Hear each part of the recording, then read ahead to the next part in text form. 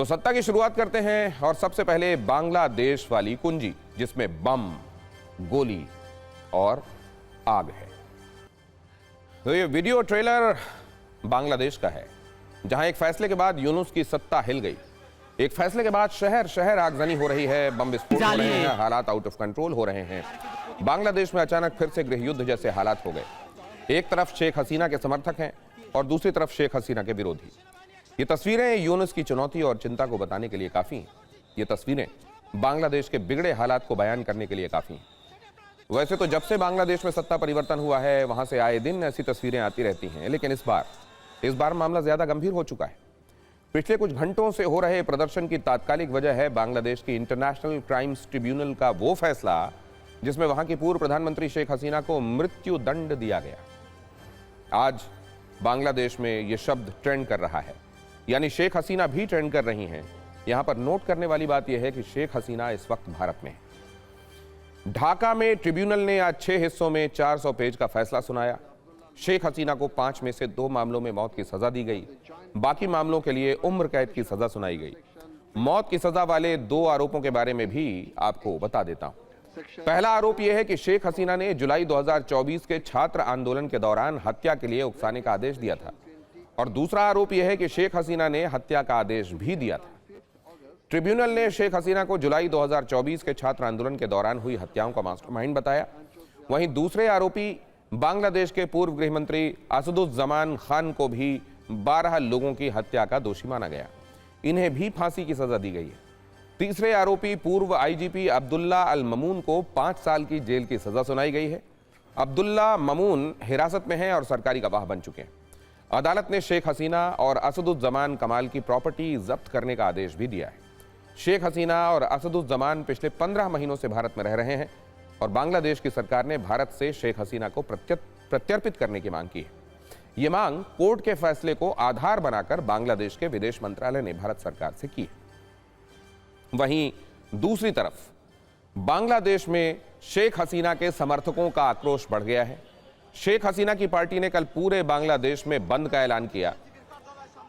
फैसले के बाद आज बांग्लादेश के कई शहरों में शेख हसीना के समर्थक नारेबाजी करते रहे, प्रदर्शन करते रहे। यूनुस सरकार के खिलाफ जोरदार विरोध प्रदर्शन होता रहा। बड़ी संख्या में लोग हाथों में मशाल लेकर सड़कों पर उतरे हुए थे। बांग्लादेश के कई शहरों में हिंसा भड़क गई। ढाका में पुलिस स्टेशन पर उपद्रवियों ने अटैक कर दिया। विरोध प्रदर्शन करने वालों में शेख हसीना के समर्थक भी शामिल हैं और विरोधी भी। बांग्लादेश पिछले कुछ दिनों से इसी तरह की आग में जल रहा है। पिछले 7 दिनों के हिंसक प्रदर्शन में 28 लोगों की मौत हो चुकी है। अब अदालत के फैसले के बाद स्थितियां और भी गंभीर हो गई हैं। पहले आपको सुनाते हैं इंटरनेशनल क्राइम्स ट्रिब्यूनल ने कैसे शेख हसीना को फांसी की सजा का ऐलान किया। और इस वक्त बांग्लादेश में सुरक्षा बल हाई अलर्ट पर हैं। फैसले के बाद प्रदर्शनकारी बांग्लादेश की पूर्व पीएम शेख हसीना के पिता का घर गिराने पहुंचे। बुलडोजर के साथ घर गिराने के लिए ये यहां पहुंचे और इस दौरान प्रदर्शनकारियों ने बैरिकेड तोड़कर पत्थरबाजी भी की। प्रदर्शनकारियों पर आर्मी और पुलिस ने लाठीचार्ज भी किया। बांग्लादेश में अगले कुछ घंटों में क्या होने वाला है, यह बड़ा सवाल है। आज आपको यह भी जानना चाहिए कि जिस कोर्ट ने शेख हसीना को मौत की सजा का ऐलान किया, उसकी स्थापना शेख हसीना ने ही की थी। शेख हसीना ने इंटरनेशनल क्राइम्स ट्रिब्यूनल की स्थापना वर्ष 2010 में की थी। इसे 1971 के बांग्लादेश मुक्ति संग्राम के दौरान हुए नरसंहार और अपराध जैसे मामलों की जांच के लिए बनाया गया था, लेकिन अब सत्ता बदल चुकी है। सत्ता पर कंट्रोल यूनुस सरकार का है, तो कोर्ट के फैसले भी शार्प शूटर की बंदूक से चली गोली की तरह निशाने पर जा रही है। शेख हसीना के खिलाफ फैसला सुनाते हुए ट्रिब्यूनल ने कहा कि छात्र आंदोलन के दौरान हुई हत्याओं का मास्टरमाइंड शेख हसीना ही है। मानवता के खिलाफ अपराध किया गया है। बड़ी संख्या में प्रदर्शनकारी मारे गए। शांतिपूर्ण प्रदर्शन पर बम गिराने का आदेश दिया गया। पार्टी नेतृत्व की जानकारी में सुनियोजित हमले कराए गए। प्रदर्शनकारी छात्रों को उस वक्त रजाकार कहा गया था। शेख हसीना ने कोर्ट के फैसले के बाद क्या कहा, वो भी आपको सुनाता हूं। शेख हसीना ने कहा है कि फैसला गलत है, पक्षपात से भरा हुआ है और राजनीति से प्रेरित है। इसमें उनका पक्ष सुना ही नहीं गया। यह फैसला ऐसे ट्रिब्यूनल ने दिया है जिसे एक गैर निर्वाचित सरकार चला रही है। उनके पास कोई जनादेश तक नहीं है और ये गलत है। आपको केवल 120 सेकंड में दिखाता हूं बांग्लादेश में पिछले कुछ घंटों से चल क्या रहा है। cross-examination. Without cross-examination, without anything, how it is possible? But the judgment made by the learned tribunal is not based upon some facts and circumstances of the case.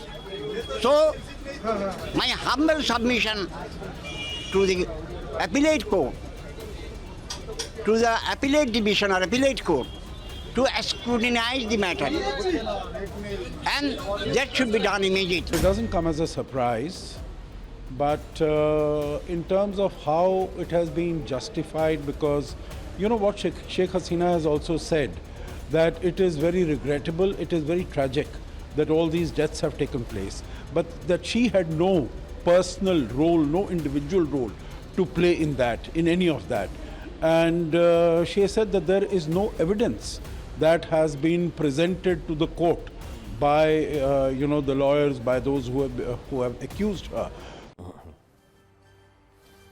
Bangladesh में शेख हसीना के खिलाफ अत्याचार, आदेश और फैसले की कहानी लंबी है। आपको दो तस्वीरों से यह बताता हूं कि शेख हसीना कई मुश्किलों को मात देकर सत्ता के शीर्ष तक पहुंची थी और आज वो न सिर्फ सत्ता से बेदखल हैं बल्कि उनके लिए फांसी की सजा का ऐलान भी कर दिया गया है। पहली तस्वीर आज के ट्रिब्यूनल की है जिसमें शेख हसीना को फांसी की सजा का ऐलान हुआ, मृत्यु दंड सुनाया गया उन्हें दोषी मानते हुए। दूसरी तस्वीर 15 अगस्त 1975 की है जो कि ये याद दिला रही कि कैसे शेख हसीना के पिता शेख मुजीबुर रहमान की हत्या की गई थी, कैसे शेख हसीना की मां और 3 भाइयों की हत्या की गई थी और उस वक्त तख्ता पलट में शेख हसीना के परिवार के 8 सदस्यों की हत्या कर दी गई थी।